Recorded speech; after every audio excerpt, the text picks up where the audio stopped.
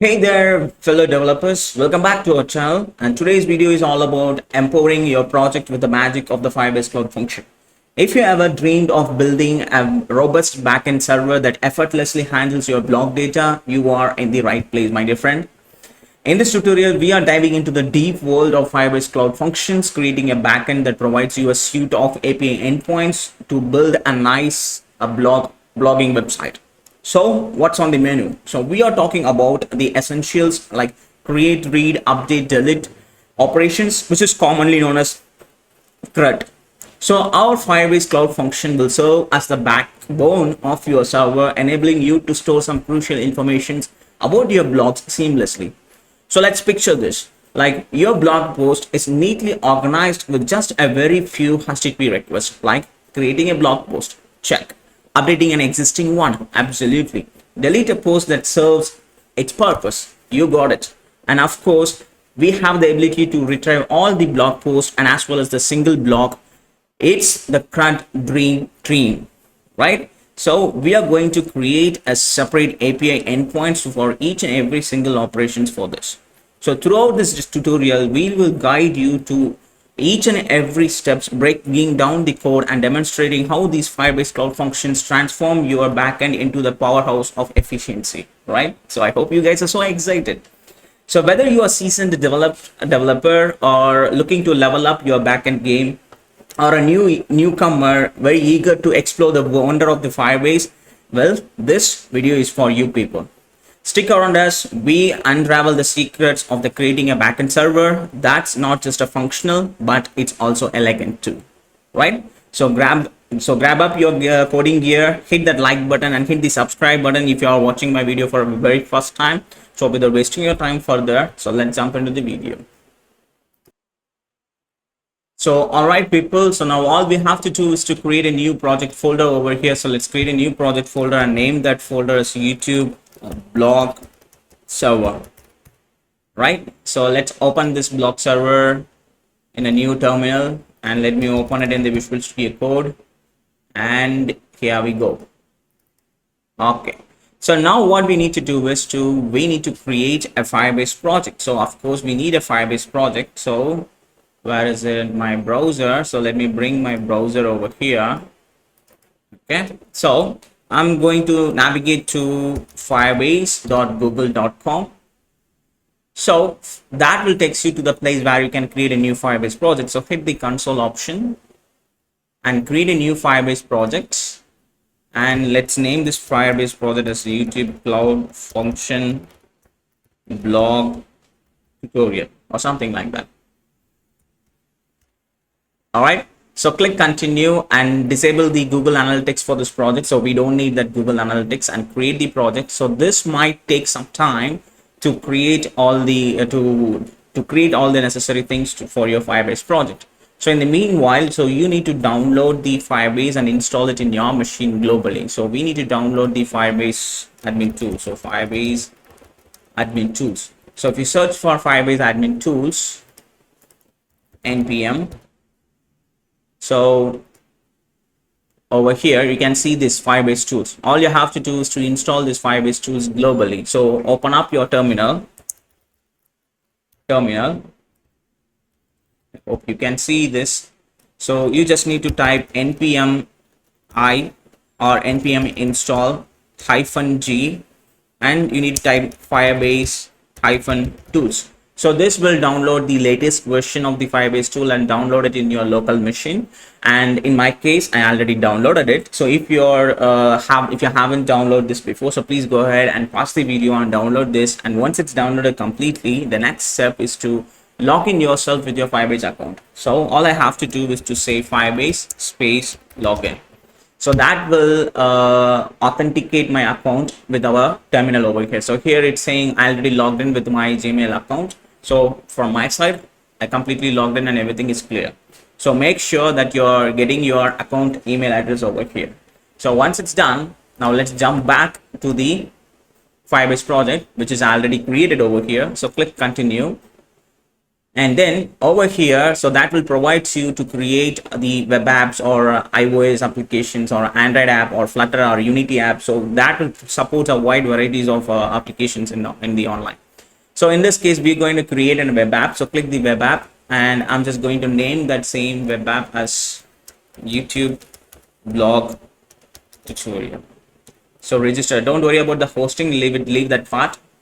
Anyways, I'm going to show you how to deploy this backend server which we created, and this is the API's informations. So close this. Anyways, we are not going to use this. This is just for the client side, but let's make sure that we enable every single part of that. So let's jump into the Firestore database. Click the Firestore database, and over there create the database. So choose your local location, choose your nearby location and click next. And here we have two different types of production mode. One is production mode, another one is test mode. So click enable. So this might take some time. So it's setting up the security rules. So by default, it will set up some security rules. Later, I will show you how to write your own security rules for your backend server and how to push it to your how to push it to the Firebase Cloud Function and everything. I will explain each and every single part in this video step by step. Okay, so let's jump into the rules for the time being, because it by default it will not allow any single user to insert to perform any kind of operation. That's because it's by default it is false. So all you have to do is to override this and change this to true. Right now we can do anything, literally we can access all these things. So let's save this, publish it. All right, so now we are good to go. So since we already built the app, in future if you want to connect this project with any kind of front end like React or Next.js, so you can use the same app which we generated. But in this case, for this video, we don't need an app, but anyway we created it. And now let's jump into how to create a cloud functions. So let's open back our Visual Studio Code. All right, so let's open the terminal. So all we have to do is to say Firebase init. So that will, so this should be done once you authenticated yourself, right? So here you have to choose the third option, functions, configure a cloud function directories and its file. Hit the spacebar to select the option and hit enter, and use an existing project, of course, and choose the existing project. Here, YouTube Cloud Function blog tutorial. Hit enter. So this will take some time and it will ask several configuration setups and everything. So we need to configure everything properly to create the cloud functions. All right. So this might take some time. So please wait until it's successfully initiated over here. So now it's asking us to choose what kind of language that we are going to use. We are going to use the JavaScript. And do you want to use the ESLint to catch the probable bug? Of course, yes. So, and do you want to install the npm, install the dependencies with the npm now? Of course, yes. So that will start downloading the necessary packages and it will start initializing everything. So now you can see inside the our project folder, we have a separate folder called functions. Inside the functions, we have every single thing which is necessary for the cloud functions. And this is our root file in index.js. The place where we are going to write the code and everything. And inside the package.json, by default it will configure lots and lots of informations are here. You can see different commands to work with your Firebase Cloud Functions. So we can run our Firebase Cloud Function locally just by running this command, or you can trigger this command over here. So that will start your Firebase Cloud Functions locally, so that we can able to check all our API endpoints whether it is working fine or not. Right? Cool. So now the Firebase project is completely created. So hit the index.js. All right. So now what we have to do, we have to delete every single thing from here. So we don't need none of that. All right. So first what we need to do, we need to bring our functions. So let's say const functions equals to require Firebase functions. All right, then we need to bring the admin credentials to initialize the Firebase app and everything. So admin equals to require Firebase admin. So that will gives you the Firebase admin instance, and using the admin instance, we are going to initialize the app. Firebase initialize the app. So now we successfully initialize the app. So let's write a simple function. So let's write a simple function which is going to return a response like hello world, and let's make sure whether that API is working fine or not, right? So all I'm going to do is to create a function, create a cloud function to send a response as hello world. That's it. So all we have to do is to export dot, let's give a name for that, and let's name that as a hello world equals to, so functions which is we created over here, functions dot https dot on a request. So this is the method which helps us to call a function that will take a request and response object and as the same signature as an express app. Well, basically we are just using the same signature what we have to do with the express app and everything, right? So over here I'm going to create an function which is going to take a request and the response as well, and I'm going to call a callback function, and it's going to return a response dot send as hello world. All right, so now I have to run this in a local machine. So already I have shown you in the package.json we have this command Firebase emulators start only this function. So this command will help you to run your Firebase simulator in your local machine itself. In this case I'm going to copy this command, or all I have to do is to say npm run serve, npm run serve. Before that we need to jump into your functions folder. So let's jump into cd functions, clear, and let's say npm run serve. So that will start your Firebase Cloud Functions locally, right? So to check your API endpoints and everything, so we need a software to check your API endpoints and everything. Okay, so it's showing an issue. Probably that's because the port is already occupied. Okay, so now let's restart it and let's say npm run serve. So that should resolve the issue, because I already having another project running backend, so that's the reason it's showing that issue. So now it's clear. So let's jump back to our browser. Where is it? It is here. It is. So in this case, to check all the API endpoints and everything, I'm going to use this Postman application. So please go ahead and download this Postman API platform, which helps you to check all your API endpoints, and it works seamlessly when it comes to API endpoints and everything, right? So let me open the Postman application. Postman. All right. So it's taking some time to open it. Let's wait. And let's bring this over here, and now you can see here it's exported a function over here, which is the hello world, the function which we created.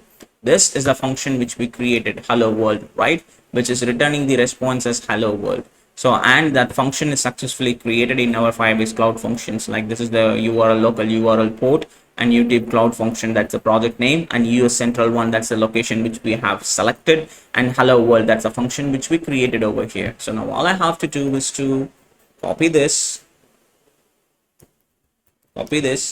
and let me create a new file, and over here, so I'm just going to pass this as a get request, hit the send option. So that should probably return the response as hello world. Here we go. So that took some time to check it, but it's working fine, right? So which means our function is working perfectly fine here. So now all we have to do is to create a CRUD operations to perform the with the example for block, like create, read, update, and delete, right? So these are the things that we are going to do now. So first what we have to do, so let's create a function to create a blog post. So Firebase function to create a blog post. All right, so exports dot create. One second, I think my PC is hanging a bit. All right, now so let's say exports dot create blog equals to, and now what all we have to do is to say call the functions. Let's say functions dot https dot on request, open it, and I'm going to keep this function as an asynchronous function. Let call up blog function request comma response, open it, right? So I'm going to use the exception handler to handle any kind of runtime exceptions over here. So let's say catch, open it, and let's get that error. In case if there is any issues or any errors are coming, all we have to say return the response dot status as 500. So basically 500 means like it's a code for internal server error. So let's send the file as this errors.json format, and let's throw that error object. Error, we are returning an object as an error, and that error is going to be the error dot message. What kind of error dot message that we are receiving? So we are sending that error directly over there. Okay, otherwise, and let's get the data from our body. So const data equals to request dot body, save these changes, and now const result equals to, because once the data it's been saved and we will get back the result. So if you want to send that result to the front end or in the API, or you can directly say send the information whatever you needed to send. So here I'm just going to use the await keyword, because this is the line that it needs to wait until successfully push the data into the cloud. So admin dot firestore dot collection, I'm going to say blogs. That's the collection name that we are trying to create.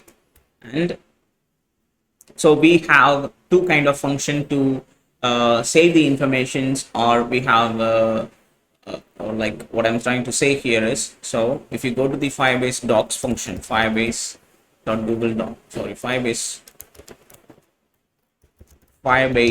docs,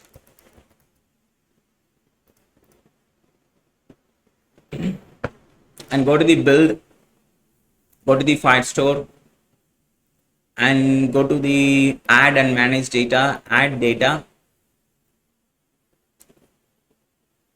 So there we have two different sets of methods. One is add,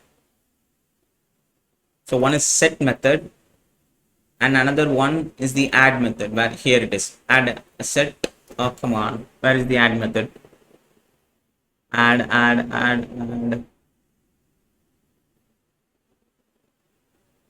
a document. Here we go. So we have the add method and we have the set method. So basically the difference between these two these methods, or set method will doesn't create an ID automatically, the unique ID. So we have to create our unique ID by ourselves. But add method generates the ID uniquely by itself. So we don't have to worry about this ID and all those things. So in this case, I'm going to use the add method to generate the ID by itself, a unique ID. So then I need to supply the data into it. So the document data, that data will be created with a unique ID by the add method and stored inside the blocks collections, right? Once this step is successfully done, so all I have to do is to return that response, return response.status as 200, then JSON information. So I'm going to send that ID. So in what particular ID that particular data is being created. So ID colon the result. From the result we can get that ID, or we can completely send the result itself. Let's try to send the ID result dot ID and the data, or we can say blog colon result. Let's try to send that result. All right, so let's make sure our server it's been reloaded. All right, it's loading.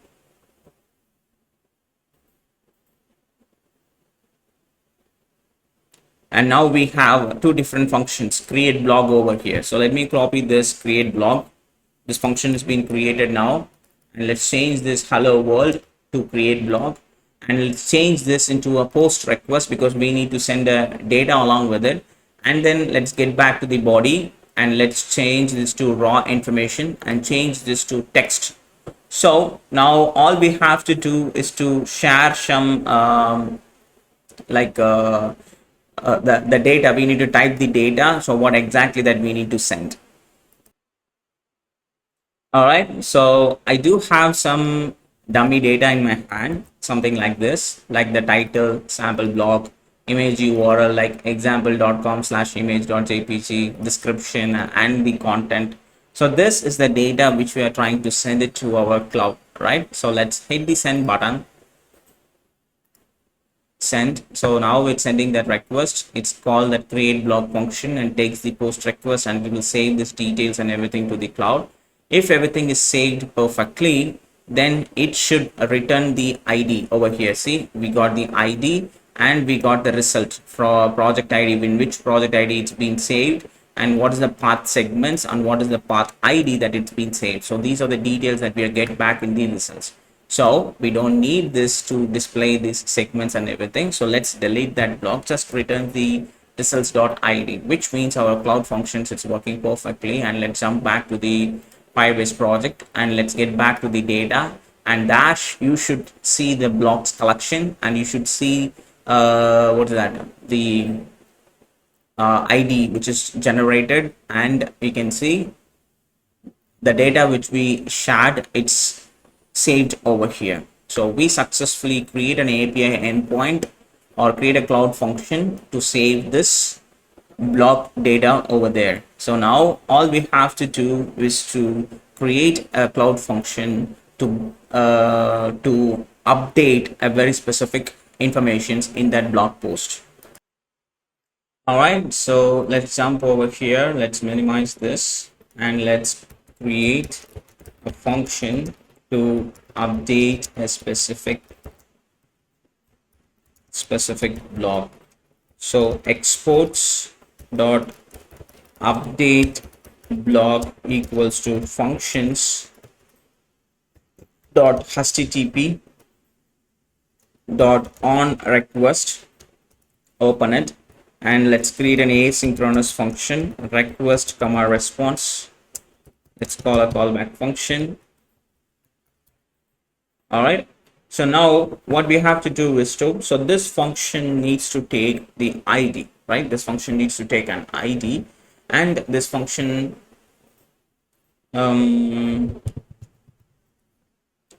wait a minute, this is GetAllBlogs, get a single blog. Okay, so we need to pass the ID in the query parameter. So let's get the ID. So const equals to request.body. So over here, so we have to get the ID, and as well as we need to get the data from the like where that update blocks, the data which we have to update, right? So then we have to say await admin.firestore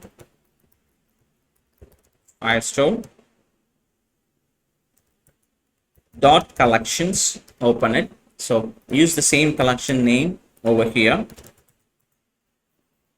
right? Then we need to find that doc using the doc method and supply that ID into that block. So then supply that ID, then update the data.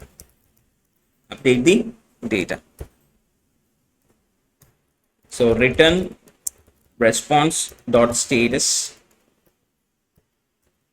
200 dot JSON, and let's send the message as blog updated. So basically we have to wrap this information inside the try and catch. let's keep that code here, and let's copy this code from here and let's paste it over here. Save these changes. Now this should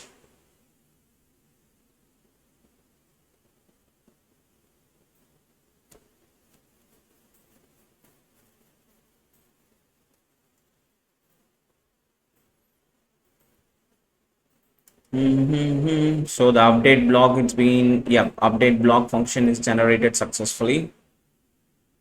All right, so let's create a new blog request over there, and here we go. This is the blog URL that we got.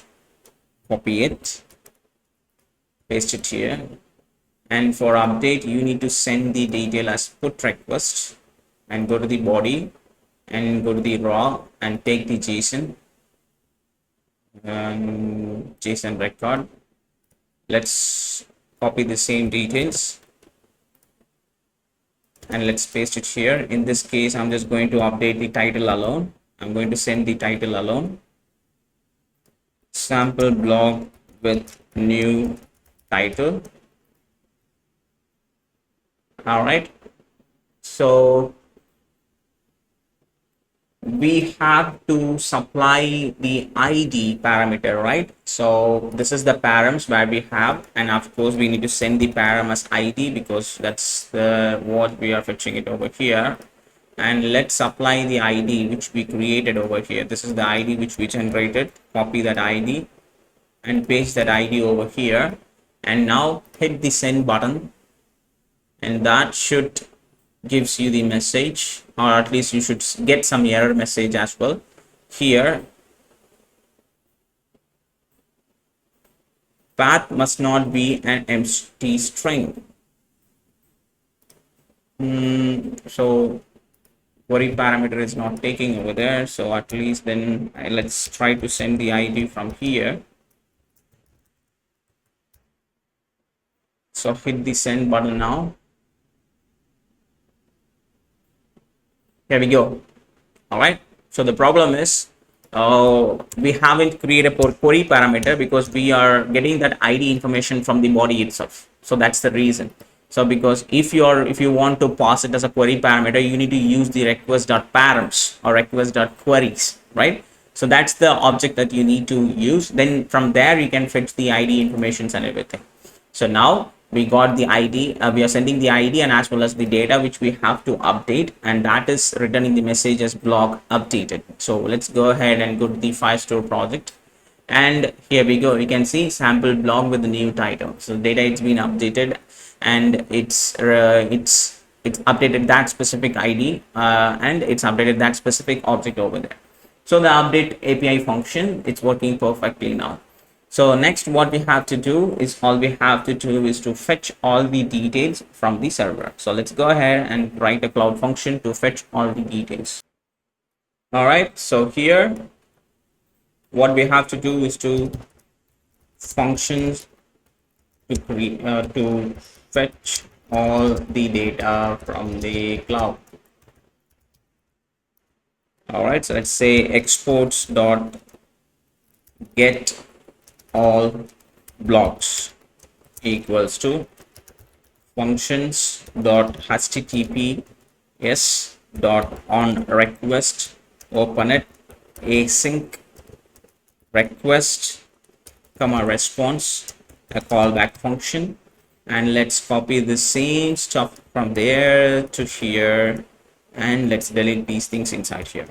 So now what we have to do, so we have to fetch the data from the cloud. So let's say const snapshot equals to await. We have to make sure that in this lines it's waiting until the data is being fetched completely. Firestore, open it, dot collections, and let's use the same collections called blogs. From that collections, we are going to use the get method to fetch all the data, right? So that will store in this instance, in the snapshot instance. So from the snapshot, so what I'm going to do is I'm going to create a local array. So blogs, an empty array, and using the snapshot, I'm going to use the for each method to iterate inside this object and get every single doc one by one and open a callback function. And I'm going to push that information into that array, blogs.push, and open it. And I'm going to push that information like an object. So send the ID first. Let's say doc.id. Then using the spread operator, we are going to spread every single information. So let's triple dot doc.data. So basically the triple dot, it means, which helps you to break the object and send those properties as a separately inside this object which we are trying to create over here. So once it's done, all we have to say, return the response.status as 200, then .json, open it. All we have to do is to send the blogs information, say the dates. Now let's go ahead and copy this function and create a new request, and let's literally copy everything from here and let's paste it over there. Copy this function and update this function over here and keep it as a get request itself, and hit the send button. So that should returns all the blogs which we have created so far. Here we go. So we have the ID and as well as the image URL. So basically this ID you can't see over here, but that ID, which is nothing but this is that ID.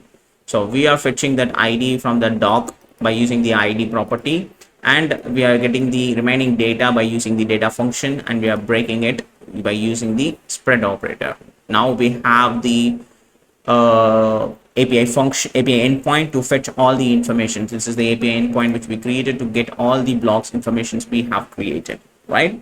So we successfully finished the create blog, update blog, and get all blogs. So now the one and only which is remaining to get, not one and only, we have two more functions need to create. So the next function is we have to create is to get a very specific blog. So that's what we are trying to do next. All right then, so let's write the function to fetch a single block. All right, so let's say exports dot get single blog equals to functions dot https dot on request, open it and use it as async, and send the request and response as a parameter to this function. All right, inside here, just like the same way, copy this try and catch and paste it over here and delete all these informations including the return. Keep the try statement as empty. So we are going to fetch, we are going to share the ID inside the query params over here. So const ID, that's ID which we are trying to send. We are going to get that ID from the request query. All right, then if we don't have an ID, if not ID, then all I have to do is to return response dot status with the error code as 400 and send the JSON data, and let's send the error as blog ID is required. If the user failed to send the blog ID, we need to send this message as blog ID is required. Okay, this will return only if the user doesn't send the blog ID, or if this ID field is empty or something else. So then we need to find out that information, whether that ID is inside our database or not. So we need to find that. So let's say const blog doc is equals to await admin dot firestore, open it, dot collections, from which collection we are trying to fetch blogs. From this collections, if there is a dog with this ID, then what we have to do, we need to get that information dot get. So now we will get that document and we'll store the document information in this blog data over here. So if that blog data does exist, so if not blog dog dot exists, so basically this exists is the function which is provided by your Firebase documentation itself, Firebase itself. So this will return some boolean data. Whether the document is inside, it will return true. If it is not, it will return false. So if it doesn't exist, then what I have to do, then all I have to do is to return response dot status as 404, which is not found, dot json, open it, open the object, error, blog not found. So this if statement, it will execute it only if the blog is not exist. So if the ID is not there, we are sending the blog ID is required. If the blog itself is not there, we are sending the error message is blog not found. If none of this, then of course what we have to do, we have to fetch the data and we have to return the data. So const blog data is equals to, we have to get the ID. So from the blog doc, we'll get the ID. If the data is there, we'll get the ID, and we are going to spread the blog doc dot data. Then we have to return the response. This is the data that we have to send. So let's copy this return statement and paste it here. Instead of blog, let's send the blog data. Cool. So now the get single blog function is ready, and let's make sure whether it is working fine or not. In this case, I'm going to copy this and I'm going to create a new route, and let me paste it over there, paste it, and in the query parameter, I'm going to send the ID, and this is the ID that I'm trying to fetch. So let me copy this ID and let me supply that inside this value. So get request, and we are sending the query parameter and everything is fine. Let's hit the send method, hit the send button. So that should trigger this function which we created, and it will take the ID as a query parameter and try to find out whether this blog is there or not. If the blog is there, and it's returning that data over here, and there we go. So we have that data in our hand, so it's returning the data over here. So let's try to create one more. Where is the post request? This is the post request, right? So this, let's say sample blog with new title second, newly added, or something like this, something different. Okay, so if I hit the send option, so that should create a new blog with this title. So it's taking some time to save. Usually it doesn't take this much long. It's the reason because my PC is hanging a little bit right now. That's the reason it's taking so long. Okay, so now the new ID is generated, and let's get back and let's get all the information. Let's get all the blogs which we created, and there we go. We have the new blog which is coming in the first. And let me copy this ID, and let's get back to this get request, and this is the ID which I'm trying to fetch it, and click send. Okay, that's what I'm wondering, because when I run this function previously, it was returning an array, because it is not supposed to return it like that, because I failed to change this function name over here, because still it's executing get all blocks only. That's the reason it's returning array. I was wondering what's a mistake, where we made a mistake, because we're not even running that function. I'm sorry about that, guys. Just copy this name and paste it over there, then change the, now it should return that specific ID details. So it's trying to figure it out whether that ID is there or not, and it's trying to return the data, and it's showing blog doc is dot exists not found.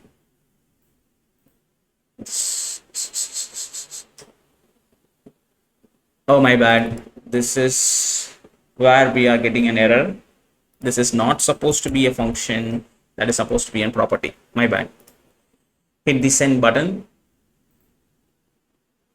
and now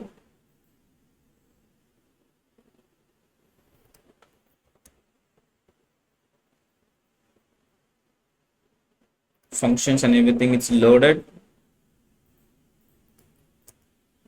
Exist property is there. Now the functions, everything, your request, it's still loading the function. Let's try. Yep, now it's loaded. Let's try one more time.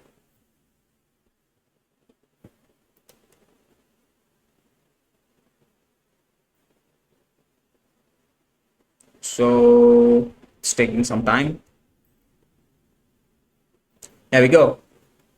Okay, so due to some issue, the function, it's trying, the emulator, it's taking some time to load. So give some time to load it completely, then trigger that function. So this should work. So now we are getting the detail, which means the getting the single block information is working perfectly. Right now, all we have to do is to create a function to delete that block. So that's what we are going to do next. All right, so now let's create a function to fetch, sorry, not to fetch, to delete a block. All right, so let's say exports dot delete blog equals to functions dot https dot on request, open it, and let's make this function as an async and request and response as a parameter, and open it and send it. All right, so now all we have to do is to copy the same thing, do the same thing, try and catch, copy it, paste it, and delete everything inside the, except this id, because we need to send the id in the query parameter, right? We need that id. And now what we have to do is to we need to find that information first. We need to find that specific id. Otherwise, what we can do, we can use a delete method by defaultly provided by the Firebase itself. So instead of using get method, so here we are using the get method, right? So let me copy this from here, await, from this line, and let me paste it over here, await Firebase collections dot id. We are sending that id, then use the delete method, delete. So that should delete the information from the Firebase. So once everything is successfully done, written, so here also what we have to do is to so we need to use the same thing. If the id, if the user doesn't, if the user not sending that id, so you need to do the same stuff.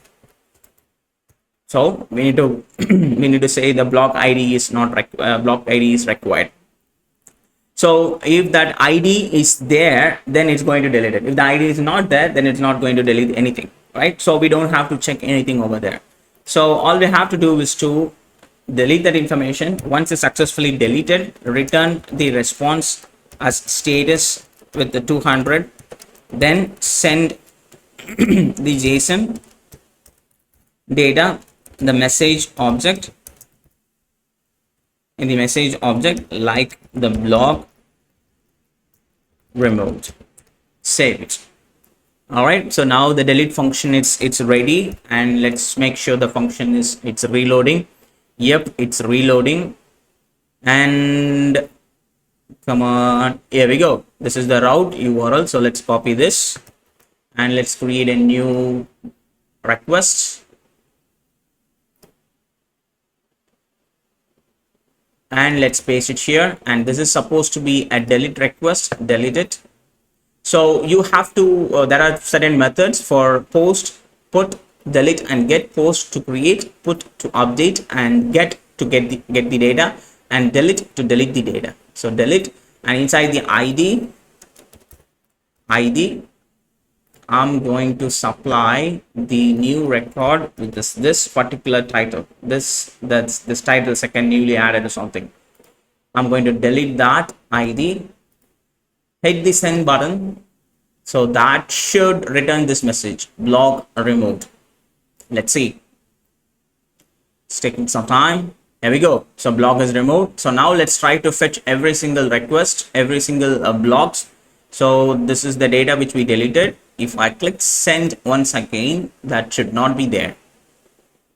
If it is not there, then that data is deleted successfully. Here we go. So we successfully created the CRUD operations to save the blogs informations and everything, and this Firebase functions is working as smooth as it's supposed to be. So now all we have to do is to write a Firebase rules and to deploy this into the cloud. All right then, so all you have to do is to write a Firestore security rules, because you can write the security rules directly where over here. You can customize the security rules directly over here, or what we can do, we can create a local file and we can deploy that local file along with the Firebase functions. Now when we are trying to deploy the Firebase functions, we can deploy it along with that, right? So what we have to do is, so all you have to do is to create inside this functions folder. So all I have to do is to like firestore.rules. So let's create a functions folder and let's create firestore.rules. That's the file that we have to create. So create it. So now inside here we need to create the rules versions and everything. All we have to do is to write the rules versions. So let's try to write the rules directly over here, then we can copy it and we can paste it over there, right? So in this case, allow, by default we are going to allow the permissions only for the read.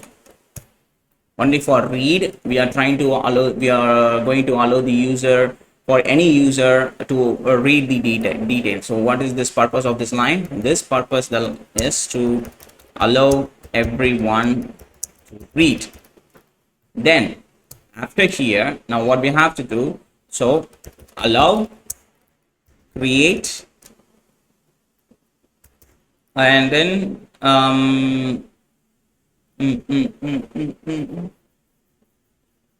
so the blog can be created only by the authenticated user.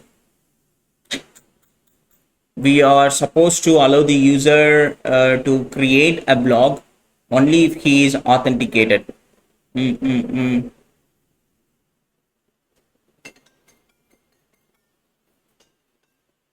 One second. Yeah. So create, update, delete. So these kinds of steps needs to be done only if the request, if that request which we are getting, if the request.auth is not equals to null. So if the user is authenticated, so that he can able to create or update or delete or whatever it is, right? And so this in this particular line, what we are giving is, we are giving a privilege for the user to create, update or delete. But possibly if you think very closely over here, so this security rule, the line which we written, it will gives the permissions for any user to update any blog inside the data. If he is authenticated, he can literally customize any data, even if that blog is not created by himself. So that is not a right way to put it. So let's delete this. Allow create if the user is not authenticated, then he can't able to create a blog. If he is authenticated, he can create a blog. So that's fine. Now what we have to do is over here, and let's say allow update and delete. So the user able to update and delete if that request, if the request.auth is supposed to be semicolon, not comma. If request.auth is not equals to null. So user needs to be authenticated, and the request.auth dot the authenticated user ID should be equals to resource.data.uid, right? Which means the authenticated user ID should be equals to the blog user ID. only if it is equals to that, then the user can able to update that information, which means when we are sending the data, we need to send the user information also. Then only you will get the user ID over there, because this UID is generated by the users who's authenticated by using the Gmail or email password authentication inside the Firebase. That ID will be automatically generated. We need to send that ID along with the data. So you, like over here, what we are doing, we are sending the data like this, right? This object. Along with this object, you need to send the UID also, which means which user created this project. So you can check the every single blog if that user authenticated ID is equals to this post created by the which post, the blog post. Come on, what I'm trying to say over here is, myself, I authenticated with the my Firebase project, so I will have a separate UID, and I created a separate project. So if I created the project, along with that I will send that my particular ID along with that blog post. So every blog post have the user ID who generated that blog. So we need to compare that user generated ID inside the blog users ID. So if both are matches, then only we need to allow the user to update and delete it, right? So I hope not confuse you all. So apologize for my communication over here, right? So this is the rule. So let's copy it entirely, save this, and as well as we have to put this rule over here, save this, right? So this is just a backup. So what kind of rules that you have, and in future maybe if you want to update this and all those things, you can customize it over here. Now all I have to do is to deploy this project. So that's what we are going to do next. So to deploy this project, so one important thing that you have to change in your Firebase project, go to your Firebase project over here. So by default, it was in the Spark mode. So if you can see here, it is in the Spark mode. So all you have to do is to update this Spark mode. So the Spark mode, I hope you guys see now. So here in the bottom left corner, you can see that Spark mode. So click that upgrade button, and that will takes you over here. First, initially it is free, and later it's showing you is pay as you go. So there is a certain limitations. You can see full plan details. You can go here and you can see the full plan details. So how you will be charged, and what is the limitations of that, the details, how much you can store, and what is the bandwidth, and what is how many read and writes. So here you can see no cost up to 50k reads per day, 50,000 reads and writes per day. That is no cost for you, right? 50,000 reads and 20k writes and 20k deletes. So that is no cost. If you cross that limit, then you will be charged as per the details over here. See Google Cloud pricing. If you click that, so after this 10 GB per month over here, you can see how much you will be charged here. Document reads 50,000, that's a free quota, and price beyond the free quota, per 100,000 documents you will be charged this much. So these are the details. This is the pricing details. So anyways, that's not a huge. So, and choose the plan to Blaze, and you need to create a billing account with the Firebase or with the Google console. That account, that card, whatever you're using, credit or debit, it's need to accept the international payment. Then only you can deploy it. So once you choose and all those things, deploying is very simple. All you have to do is to run this command, which is mentioned over here, package.c Firebase deploy. In this case, I can't deploy this. The reason is because I reached the maximum limit. See, you have reached the maximum number of projects to attach to this billing account. So I can't do that. So all you have to do is to enable the billing account and click purchase, and that will be changed to Blaze plan. Once it is changed, you just need to run npm run deploy. That's it. Your function will be deployed to your Firebase project. All right. So I hope you guys excited and hope you guys enjoyed this session. So if you enjoyed and love this tutorial, hit the like and subscribe button and leave your questions in the comment section. I will definitely reply you back.